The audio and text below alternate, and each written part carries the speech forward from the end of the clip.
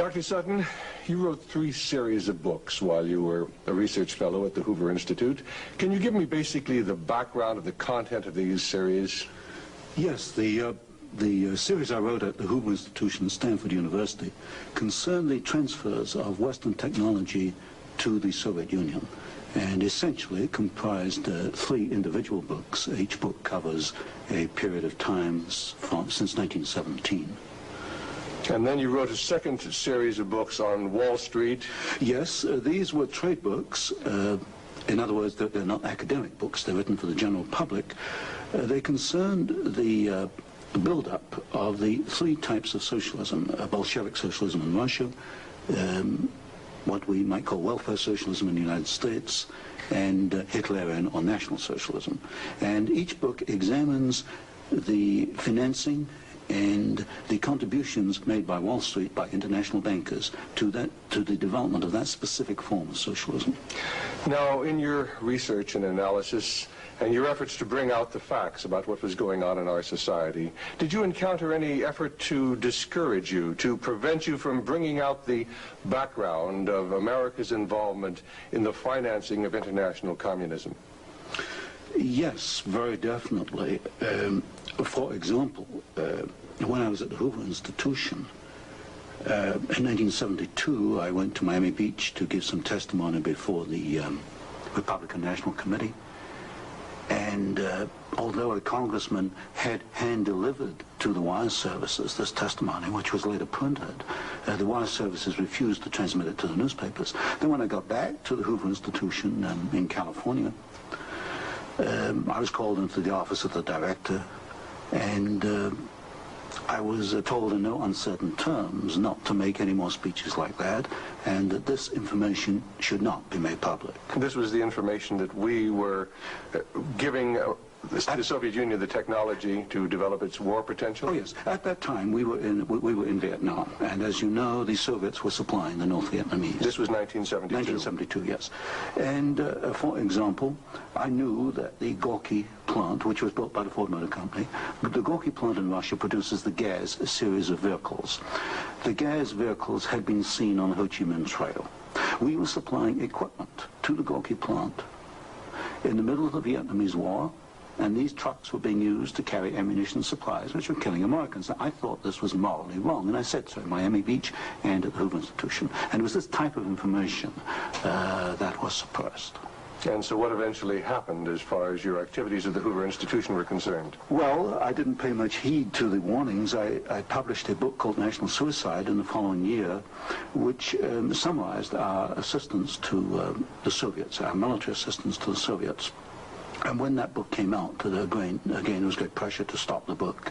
There was pressure on both the publishers and me personally. And I felt I couldn't take this, and a few years later, I just left the Hoover Institution, and since 1975, I've been an independent author without any ties whatsoever. Let's go a little bit into the background of the financing of the German war machine that we fought in the period 1941 to 1945. Could we start, first of all, with the original financing of Hitler between 1922 and 1923, when he was first making his effort to come into prominence in Germany? The original financing of Hitler, that's in the years 1922, came only partly from Germany. One of the most prominent Americans concerned with financing Hitler was Henry Ford. In fact, Henry Ford received a medal in 1938 for his assistance to the early Nazi Party. Then, of course, Hitler had his attempted push in 1923. He went to jail, and then we begin another era in the rise of Hitler. Right, and of course, he eventually came to power in 1933 by the electoral process. What about the financing of Hitler's electoral activities in 1933? This I can trace. I have traced it very exactly. I discovered amongst the Nuremberg records a series of bank transfer slips to the Delbrück-Schickler Bank in Berlin to an account which was under the control of Rudolf Hess. And this was the fund that was used to finance Hitler's access to power in March 1973. And amongst the corporations that transferred money to Hitler, I find not only R.G. Farben, which is quite widely known, but also German General Electric, AEG, which is under the control of General Electric in the United States, or was at that time, and companies like Osram and... Now, what was the tie-in between Osram and General Electric? The tie-in was a share tie-in. International General Electric in the United States had controlling interest in German General Electric, and also through share interlocks, a controlling interest in Osram in Germany. So then we have Ford and we have General Electric helping to finance Adolf Hitler's rise to power. Were any other large American corporations involved? Very definitely. Standard Oil, through its technical association with IG Farben, for example, Germany could not have gone to war in 1939 without tetraethyl. You need tetraethyl to raise the octane value of aviation gasoline. Germany had no means of doing that. This was developed in the ethyl laboratories in the United States and transferred to the Germans. Standard Oil came up with the hydrogenation idea, which was very essential for Germany in the 1930s, because to raise the quality of its gasoline for aviation purposes. This was transferred to the Nazis. And ITT, for example, International Telephone and Telegraph, was very intimately associated with the Nazis through Dr. Schroeder, who was head of the ITT subsidiaries in Germany. And ITT controlled companies which made not only electrical instruments, but also the Focke-Wulf plant, which made airplanes, fighter airplanes. So what you're suggesting then is that American corporations were helping to finance the German industry that was building up the war potential? American corporations, only a few, not many, financed Hitler through their subsidiaries. They transferred technology. They transferred material assistance, for example, stocks of tetraethyl before the Germans could manufacture it under the joint manufacturing agreement with the United States.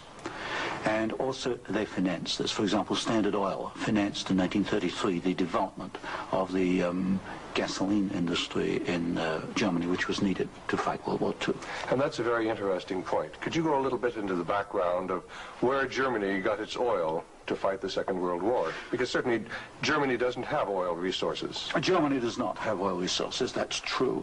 It used in World War II synthetic oil, which it got from coal. And the basic technical processes for the development of oil from coal came from the United States, from essentially from the Standard Oil laboratories, which had this technical assistance agreement with IG Farben. And of course IG Farben contributed something like 60% of the explosives needed by the German Wehrmacht, probably about 40–50% of the gasoline needed by the Wehrmacht and by the German Air Force, the Luftwaffe. And was there a definite interlock between IG Farben and Standard Oil? The interlock was at the technical level, the exchange of patents. It was through a financial technical assistance agreement. There were other interlocks with the United States through a subsidiary, IG Farben, in the United States. But with Standard Oil, the interlocks were at the technical and financial level. And is it a fact, it's been stated, that there were members of the board of directors of Standard Oil who were also on the board of directors of American IG Farben? Yes, Walter Teagle is one name that comes to mind. And there were several directors. Was there an interlock with Ford between IG Farben and American IG Farben and the Ford Motor Company? Not that I can recall, not offhand. Not offhand. So basically what we're seeing then is American industry helping to provide the technology, helping to provide the finance, helping to provide the material that is going to allow Hitler to create his war machine. Yes, that is correct. That is correct. Now, in your book, Wall Street and the Rise of Hitler, you talked about the bombing patterns during the Second World War, and the fact that it was amazing that there were certain factories that were not bombed, whereas the majority of the German factories were decimated, German-owned factories. There were certain factories that tied into this interlock we've already alluded to, that for some strange reason seemed to escape the devastation of our saturation bombing. In World War II, the German electrical industry was or should have been a prime target for Western bombing. But in practice, the German General Electric plants were not bombed. Of the 10 major plants, not one was bombed, and a half a dozen others had trifling damage, broken windows, that kind of thing.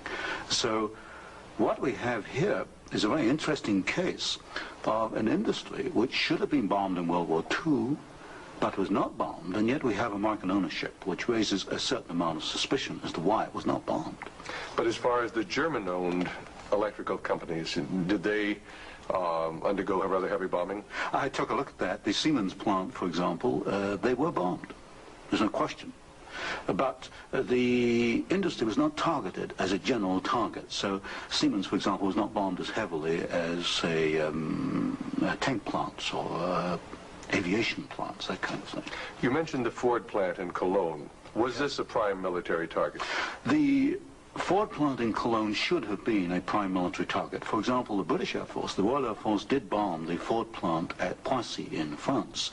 But the Ford plant in Cologne, which was by far the largest Ford plant in Germany, was not bombed in World War II. But did our military planners intend to bomb it? In other words, was it on the aiming report? Well, I did look at the aiming reports for the plants in Cologne.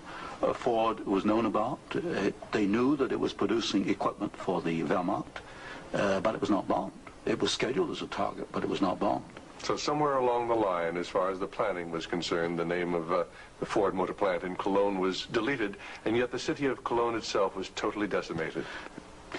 The city of Cologne was decimated, as of course many other cities in Germany were decimated. But somewhere along the line, something happened. I suspect it was in the aiming committees, and without question, orders were sent out not to bomb certain targets, even though these were prime military targets. And that's rather reminiscent of some of the orders that went out during the Korean War, some of the orders that went out during the Vietnamese War to leave specific targets within the enemy's domain untouched by our strategic bombing. I understand that was so, although I've not investigated it. Now, in your book, Wall Street and the Rise of Hitler, there was one very interesting section about a special fund that Heinrich Himmler had, and the funneling of money from German corporations into this fund, even up into the years 1943 and 1944. And many of these corporations had strong ties into the American corporations, into the American parent corporations. Could you tell us a little bit about the Kepler Fund? The Kepler Fund was also known as the Konto S Fund. It was what we might call Heinrich Himmler's personal slush fund. He used it for his own personal projects. And what amazed me was both in 1933 and in 1944, the 2 days, the 2 years for which I examined the records, over half the funds came from American corporations. For example, in 1933, ITT, Standard Oil, General Electric, and possibly Osram were contributors. Even in 1944, in the middle of World War II, we find that ITT was funneling funds to Heinrich Himmler's fund through Schroeder, who was the chairman of the ITT subsidiaries in Germany. We also find that Depag, the Standard Oil subsidiary in Germany, was financing Heinrich Himmler, and this was in the middle of World War II. Now, were these facts ever brought out at the Nuremberg hearings? They were never brought out at the Nuremberg hearings, although the documents do exist within the files, within the records. They have not been published, as far as I know. And you actually had access to these records? Yes, there's some 400 tons of these records available, and many of them were at the Hoover Institution, or copies were at the Hoover Institution, and that's where I found the original documentation. I think it's a tragic part of our history when the American public doesn't realize the interplay then between great American corporations and the financing, the funding of the Nazi movement. Now, I wanted to talk just a little bit about the Nuremberg trials, because at the Nuremberg trials, the Nazis, the Nazi war criminals, the Nazi generals were held specifically guilty for what transpired. Were there any Americans involved? Were any Americans indicted? Were any Americans convicted as far as the financing of the Nazi war movement? Very definitely not. I looked at the criteria for what we might call war crimes under the Nuremberg tribunal. And there's no question in my mind that certain Americans well fitted the criteria which required indictment and trial, but no Americans were ever brought to trial. Do you think there was any conscious effort to conceal this fact, both from the Nuremberg War Tribunal and from the American public? Well, there was a conscious effort in the fact that these businessmen were very prominent in stating in 1946 that they had no knowledge of what Hitler was doing, and yet they were intimately involved with the build-up with Hitler. I suspect that this was not published in the media at the time, although I've not checked that. But certainly the role of American corporations and American businessmen in aiding Hitler has not been published.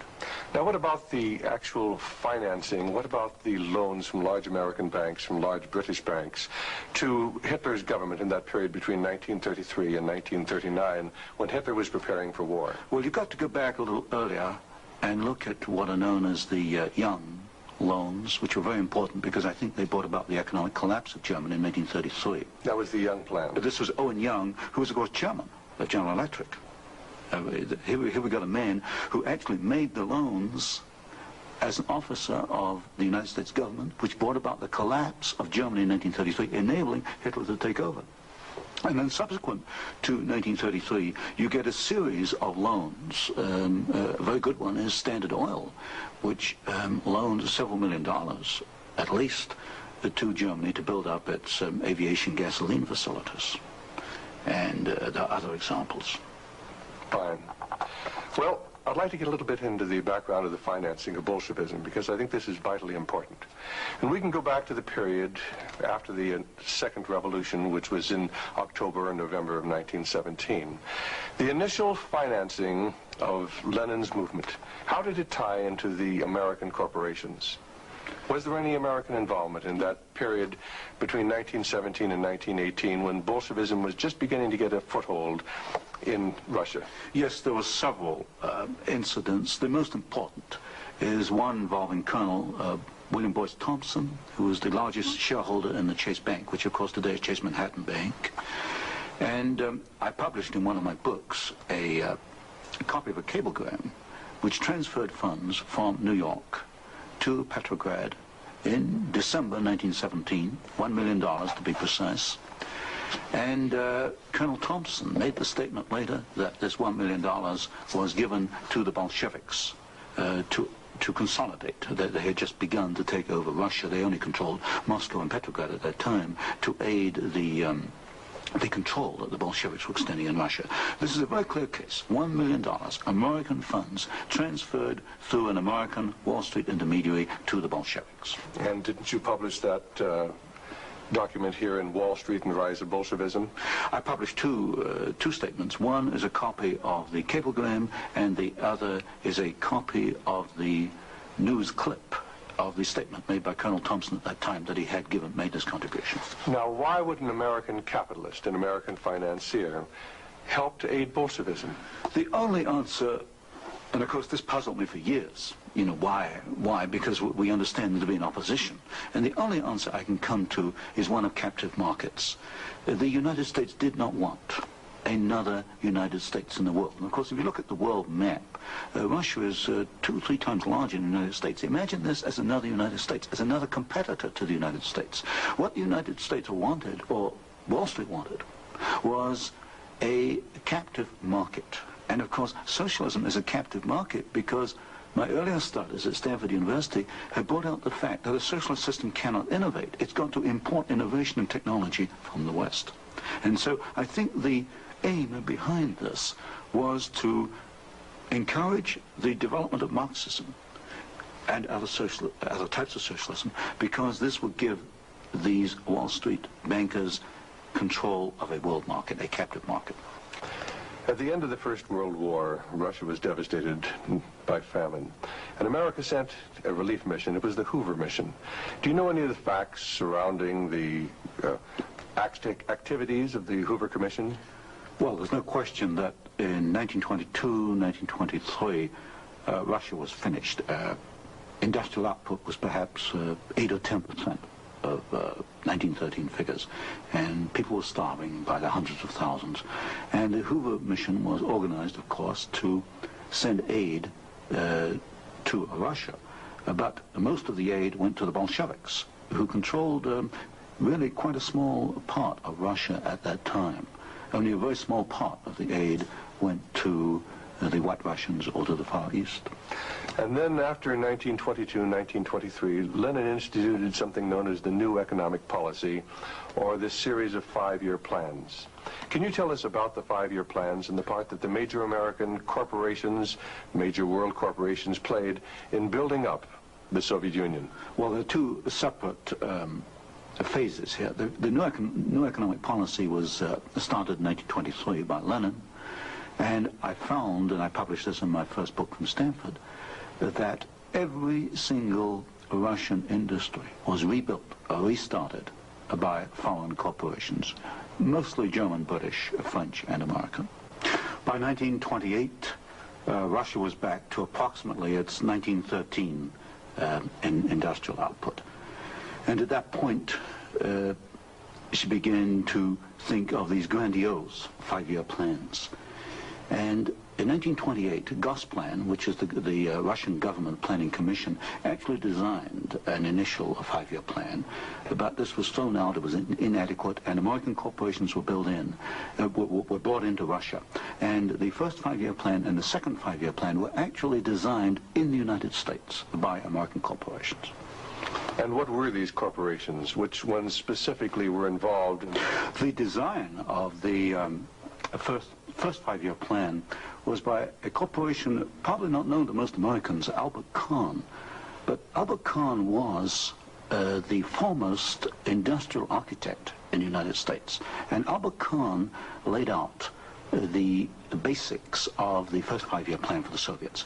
And then we find, again, the same corporations involved with the construction of the plants. International General Electric, certainly, DuPont, Ford Motor, Hercules Motor, Curtiss-Wright in aircraft engines, and even some corporations which today were forgotten about, like Valti and Chance Vought. These were aircraft manufacturers at that time. And so American corporations came in and they built the first 5-year plan. But what was important, the Soviets then copied these plans, and this accounts for the tremendous Russian output. They took this initial equipment and they multiplied it, they copied it by the 100. Now, how about Ford Motor Company? Did they play a part in the building up of the Soviet potential? Very definitely. Ford Motor Company built the Gorky plant, and the Gorky plant produces the GAZ series of vehicles, that's G-A-Z, and these are trucks, and there's some automobiles. And right from the early 1930s, you find that the GAZ plant has had military potential, and Ford knew that when it went in and built the Gorky plant. And we know it because I found statements to this effect within the State Department files. Sometimes we hear the name Averell Harriman. Did he play a part in building up the Soviet technology? Very definitely. In fact, Averell Harriman came out of the Soviet Union financially at a profit. He took over the Georgian manganese concession in the early 1920s. Got this back on his feet for the Soviets, and manganese became a prime export for the Soviets, and so they were able to sell this abroad, get foreign exchange, which financed their industrialization. And then they bought out Harriman about 1929, and Averell Harriman received as compensation $1 million more than he put in the first place. How about Armand Hammer of Occidental Petroleum? Armand Hammer is a very interesting example. Armand Hammer received the first foreign concession in 1922. In asbestos in the Ural Mountains. And he also conducted for the Soviets a number of other enterprises, right down to pens and pencil manufacturing, for example. But Armand Hammer is interesting because his father, although Armand Hammer today is chairman of Occidental Petroleum Corporation, his father was Julius Hammer, who in 1919 was Secretary General of the Communist Party USA, which emphasizes the argument I make throughout my books, that at the top level, there's no difference between your top communists and your top capitalists. They interlink. You've got Armand Hammer, chairman of Occidental Petroleum. His father was secretary of the Communist Party USA in 1919. So it's basically a power grab. It's a power grab, an international power grab. Now, during the Second World War, why, Russia was pretty well decimated once again by German forces. What part did the American Lend-Lease program play in building up Russia's industrial capacity after the Second World War?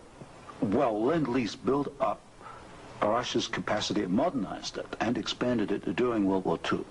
And there was some continuation all the way through perhaps to 1948, 1949. There was a program after Lend-Lease, which was supposed to be restricted to foodstuffs and industrial materials, but in effect, I checked the records in the warehouses in SUTTON, Maryland, I find that even after World War II, and this was against the intent of Congress, I suspect, there was a massive transfer of the latest industrial equipment to the Soviet Union under the so-called Lend-Lease program. Now, in 1948, there was a fascinating book came out by Major Racy Jordan, in which he talked about American aid to the communists as far as their ability to build nuclear weapons. Did you ever have an opportunity of verifying the facts that we had given them the heavy water, we'd given them the wherewithal to build their atomic weapons? Well, as part of the work I was doing at Stanford, I did investigate the shipping documents for Lend-Lease, and I took a sample of these documents and I checked them against Major Jordan. And broadly, Major Jordan was correct within, say, about 5%. And Major Jordan, of course, made the charge that we had shipped materials to the Soviets, 1944, 1945, which were later used in their atomic program. There is no doubt he is correct.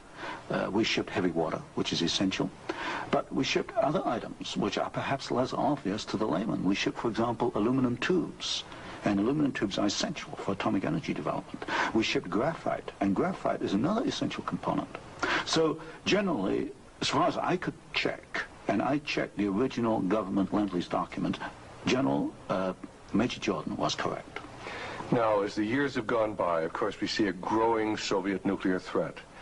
The Soviets now have MIRV missiles. Mm-hmm. Can you give a little of the background on how the Soviet Union, which really didn't have the technology to develop those MIRV missiles that threaten our cities today, how were they able to develop the MIRV capacity? Well, you've got to go back and look at how the Russians were able to develop a rocket, space technology anyway. What they did after World War II was American forces were held back for a while the Soviets occupied East Germany. They stripped East Germany. They took back the latest of the V-2 rocket technology from Peenemünde and other places. And the V-2 became the basis of the Russian space technology. Now, if you skip the intervening years, you will find when you come to the early 1970s that the Russians did not have the capability to MIRV their missiles. And in particular, they lacked the ability to produce the very precision, micro-miniature ball bearings that are needed for the control systems. There was only one company in the world, Bryant, Chuck and Grinder, which could make the machinery which machines the races within which these ball bearings run. And without those races, you just cannot make MIRV missiles in any quantity. You can make one off, but not in quantity. Bryant, Chuck and Grinder was allowed to ship to the Soviet Union 45 of these machines at a time when we only had 33 in the United States. But wasn't there any objection to doing this? I objected at Miami Beach in 1972. Other people objected, but the objections were squashed. And predominantly at fault here is Henry Kissinger and the incoming administration, the incoming Nixon administration. This was known, I'm sure it was known in DOD. If I knew it, then certainly DOD knew it. But the objections were squashed, and there was suppression of the information. And so once again we see America building up the military capacity, the nuclear threat from the Soviet Union. Well, this goes, when you talk about MIRVing of missiles, you're talking about a quantum jump in your military technology. Now, I'm not a military man, but to me, the ability to do that is a massive leap forward, and we enabled them to do it, and we did it knowingly and deliberately. During the Vietnamese War, the Soviet Union and the Eastern European satellites were the primary suppliers of war materials to the North Vietnamese who were killing American boys in South Vietnam.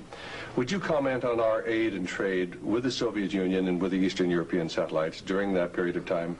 Well, there's no question that the Soviets were the prime suppliers of military equipment and suppliers to the North Vietnamese. Let me give you an example. the American pilots, as they flew over the Ho Chi Minh Trail, described the trucks that they were seeing as American trucks. Well, they were American trucks because they came from the Gorky plant, and Gorky was built by Henry Ford. And so you have the situation where we were, in effect, supplying both sides in the Vietnamese War. But the trucks were being built by the Soviet Union. However, were they getting any materials from the United States to help build those trucks? Yes, in the early 1970s, I know specifically of shipments of equipment into the Gorky plant while the war was going on, which in effect were aiding the Soviets to build more trucks to be used by the North Vietnamese. How about loans? Was America extending loans to the Soviet Union during this period when they were the primary financiers of the North Vietnamese? Yes. Beginning about 1970, there was a massive grant of loans to the Soviet Union. I'd say by about 1976, it must have totaled perhaps $40 billion outstanding. And so this, of course, these loans were used to enable the Soviet Union to purchase industrial equipment in the United States, and this industrial equipment was used to manufacture, in part, military supplies which were used against us in Vietnam. How about Russian shipping that was being used to ferry supplies to North Vietnam? Shipping is a very interesting example because the Soviets published a shipping register, about 6,000 ships, and I analyzed every one of these ships, both the origin of the technology of the ship itself, the hull, and the engine. Most of them are marine diesel engines. And I find that 60% of the Soviet merchant marine, which of course has military usefulness, 60% was built aboard. Only 40% in the Soviet Union, and that largely to Western design. But when you come to marine diesel engines, you find something really fascinating. You find that 80% of the marine diesel engines in Soviet merchant ships are Western engines, Burmeister & Wain of Copenhagen, Sulzer of Switzerland, Fiat of Italy, because that name has come up before. But the other 20% of marine diesel engines built in the Soviet Union are built to Western design under technical assistance contracts from Sulzer and Burmeister & Wain. So in effect, there could be no Soviet merchant marine without assistance from the West. How about the building of the Kama River plant? Kama River was built in the late 1960s, early 1970s. The basic design contract was let to the Italian firm of Fiat. Giovanni Agnelli is the chairman of the board. And this is important because Agnelli is tied in with Chase Manhattan Bank. He's on the International Advisory Committee of Chase Manhattan. What caught my attention was that Fiat does not manufacture automobile manufacturing equipment. All the Fiat plants in Italy contain American equipment. And what I found was that the equipment was coming, perhaps about 60–70% of it, from the United States, from major automobile equipment suppliers in the United States. I think it was known as the Fiat plant as a cover to perhaps divert attention from the fact that during the Vietnamese War, we were building the largest plant in the world. It covers 36 square miles. We were building for the Soviets, with American equipment, the largest plant in the world. And so it was called the Italian Fiat plant, and I think this was a blind. And so they were building their trucks and armored personnel carriers and other things that could be used then for warfare in South Vietnam? We knew that the Kama plant had military potential. In 1972, I wrote it in National Suicide. I said as much in Miami Beach in 1972. This plant has military potential. It can produce military vehicles. We knew it. And of course today in Afghanistan we find that the Kama vehicles that are there in Afghanistan today from the Kama plant built by American and Italian companies. And it was after you brought out this information that efforts were made to suppress your book, National Suicide, yes, and your other studies? Yes, because I was bringing out the fact that the Kama River plant had military potential, that we were moving the missiles with the Bryant chucking grinder equipment, and of course Halifax along these lines. And what sort of pressure was brought to bear upon you? What sort of pressure was brought to bear upon the publisher of your book, National Suicide? There was pressure on the publisher to prevent publication, to stop publication. He refused to do so. There's pressure brought upon me first to withdraw the book, and then a rather deceitful sort of pressure. It was claimed at the Hoover Institution that I had plagiarized Volume 3 of my Western Technology series, which was being published by Stanford University. Well, firstly, I challenged them to point out the plagiarization, and nobody could find even two sentences that matched up. But then I pointed out that I cannot plagiarize my own work. I hold the copyright on both books, and nowhere in the world can I plagiarize myself. That's a logical impossibility. And then gradually it built up over the following years that my research was perhaps going a little out of what was perhaps required, or welcome would be a better word, and it should be confined within more narrow boundaries. And at that point in 1975 I left the Hoover Institution, and since then I've become an independent author, and I can publish what I want to publish. Do you know of any other instances where efforts were made to suppress publication of books through the Hoover Institute? I know one example, one I was personally aware of, and that was Julius Epstein's book on Operation Keelhaul, which is a very important book on the treatment of Russian prisoners of war in Germany after World War II. This book was in manuscript for several years, and he was not allowed to publish it. I heard that firsthand from Julius. Right, and eventually it was, of course, brought out. It was at a later point. Now, another example I can give is my own Western Technology series. The third volume of that was held in galleys for 1 year. Now, it costs a lot of money to hold a book in galleys, because when a book is in galleys, you want to get it out on the market to start recouping your investment. That book was held in galleys for 1 year because it was not politically wise or acceptable to publish it at that time, even though it was an academic book. Now, you've done some fascinating studies on the Trilateral Commission. Can you tell us about the Trilateral Commission? The Trilateral Commission is a private organization founded by David Rockefeller in 1973. It was essentially financed by Rockefeller and some of the foundations, Kettering Foundation, Danforth Foundation, Ford Foundation. Ford Foundation was a very major contributor. And the stated objective is to encourage discussion amongst what they call the trilateral regions. I should point out that of the 300 members, 1/3 come from the United States, 1/3 from Japan, and 1/3 from Europe. But in effect, I find that the actions of the Trilateral Commission are very much self-interested on the part of the international banking community in New York. Now, as far as the Trilateral Commission's influence on the American government is concerned, it's been said that there is a very excessive representation of the Trilateral Commission in Jimmy Carter's cabinet and in Jimmy Carter's administration. Well, excessive is rather an understatement. I think there's some 200 million people in the United States. There are only 77 trilateral members who are American. Out of that 77, I counted no fewer than 18 trilateralists. That's about 1/3 of the American trilateral contingent turns up in the Carter administration. Mr. Carter himself was a trilateral, Mr. Mondale, Mr. Brown, Mr. Vance, Mr. Blumenthal, Mr. Brown, Secretary of Defense. In other words, they occupy all the senior cabinet and sub-cabinet posts. In fact, there's some key committees, intelligence and defense committees, which are only comprised of trilaterals. So here you've got 77 Americans selected by one man, David Rockefeller, who's chairman of Chase Manhattan Bank. And we find that they turn up in the key controlling positions in Washington under the Carter administration. And would this suggest to you that perhaps we do not select the government, that it is selected by these people who work behind the scenes? You can come to no other conclusion. If you look today at who's running for office, you find Mr. Bush is a trilateral, you find Mr. Anderson is a trilateral, Mr. Carter's a trilateral. We find articles appearing in Newsweek magazine, Time magazine, U.S. News and World Report, many of the major media telling us there's really nothing to be concerned about from the Trilateral Commission. Is there any interlock between the Trilateral Commission and the major media in the United States? Yes, there is an interlock, particularly in the news media. For example, the Chicago Sun-Times, the executive editor there, James Hoagie, is a trilateral. You'll find Saul Linowitz is a director of Time magazine. And I think, yes, Henry Schacht is a director of CBS. So there very definitely is an interlock between the trilaterals and the media.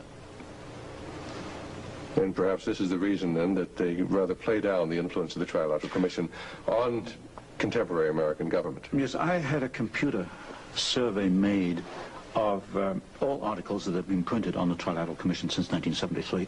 I could find worldwide only 73 articles.